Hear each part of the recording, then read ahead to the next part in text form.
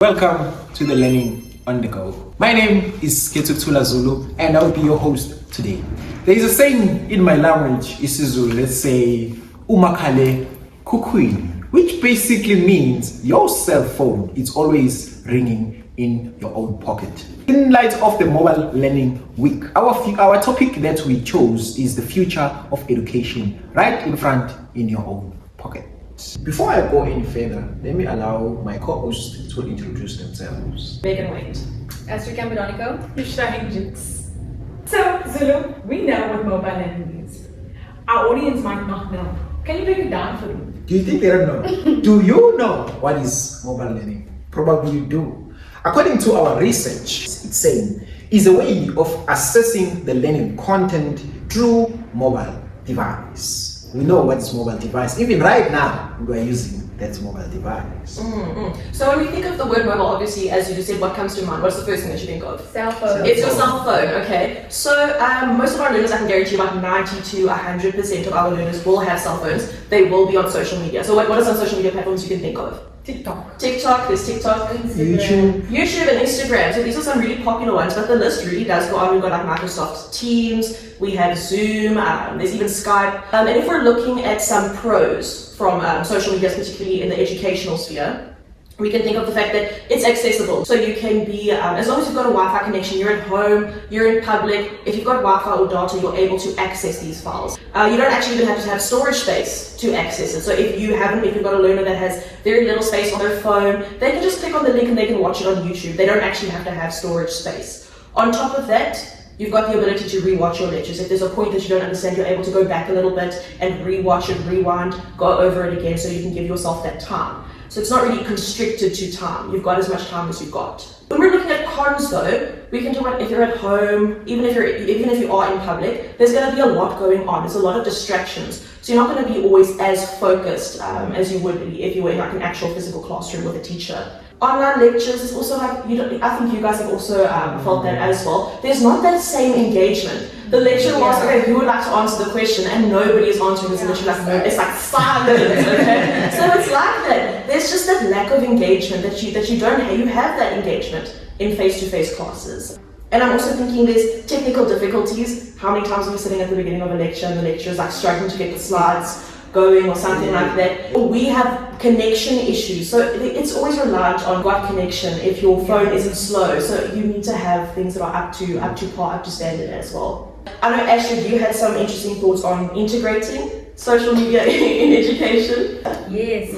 Thank you so much, Megan, for laying out the pros and cons. I think it's actually really important to know if something is going to benefit you or not. And I mean, it's difficult in the South African setting because not everyone has access to the same resources. So now let's just dive into some examples. So I think as student teachers, we can all agree, we all experience this. When we started our studies, COVID hit, bang, we at home, it's online, data, Wi-Fi, phones, these were the factors that we had to consider, and it was stressing us out, and that was like added on to the pressure of being a first year or being a second year, and everything was just online. When you think about it, it was a bit difficult, but we had to adjust. We had to make do with what we had. And I think today we can say that we reaped from that. We learned something. Now we know how to use Word, we know how to use PowerPoint, we know how to we know how to use our technology. It's here, and now we had to teach ourselves, we had to learn all of these skills. Now we can actually implement it in our classroom. True. We can make nice PowerPoints for our learners, we can use platforms like Canva. So it's it's benefiting us in a way. I know, Zulu, you mentioned an example, one of the schools you were at, or in your community, you mentioned that they had to start sending WhatsApp pictures, and I think most schools adapted that.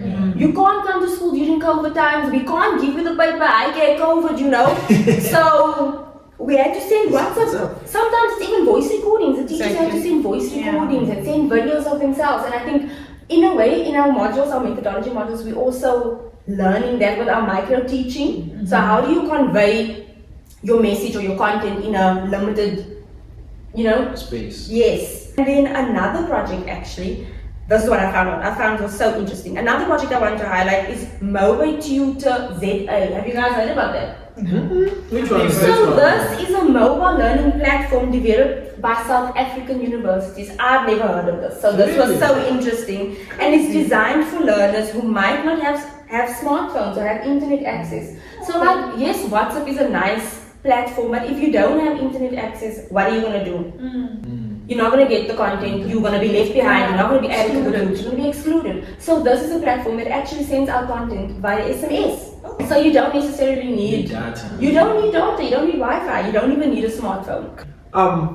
Megan has told us about the pros and cons, and Astrid has just highlighted very important stuff about the reality of it. Now, Yusra, where do you see this mobile learning that we are talking about, let's say in 5 years' time from now? I think the future of mobile learning is so vast, with artificial intelligence and the virtual reality that has taken mobile learning to new heights. It has made education easily accessible with online courses that you can take. Courses where you can take a 6-week course to teach online, where you can get educational apps such as Duolingo, a fun gamified app that allows you to learn new languages. You also get photomath, where you can take a picture of your maths problem and it will give you a step-by-step solution on how to solve it.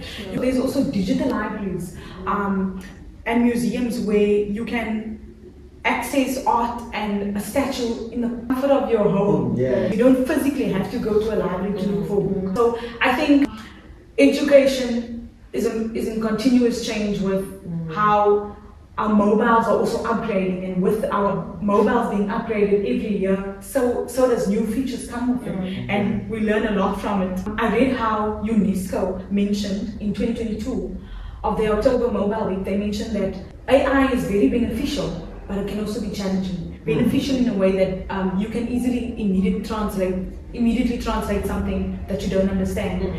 Immediate assessment feedback, where you upload your assignment and you get immediate feedback. Another UNESCO moment where in 2022 with the October Mobile Learning Week, they mentioned that education, since Astrid also mentioned how education had to have a quick shift from physical to mobile. We now see that education is in continuous change and continuous transform, and that's where we adapt as educators, as individuals, with the beautiful tool that Astrid also just mentioned. I think that is where mobile learning is taking us to rise new heights. As you see, guys, we just highlighted a very, very important information. Now we know the definition in terms of what is the mobile learning. Megan highlighted a very important thing, pros and cons. You know, there's a good and bad in everything that we do in life. And Astrid shows us in terms of the real life of things, in terms of how the mobile learning works. And then Yusra, just take us 5 years in terms of where are we going to see this mobile learning. So don't forget, your future is right in front of your own pocket.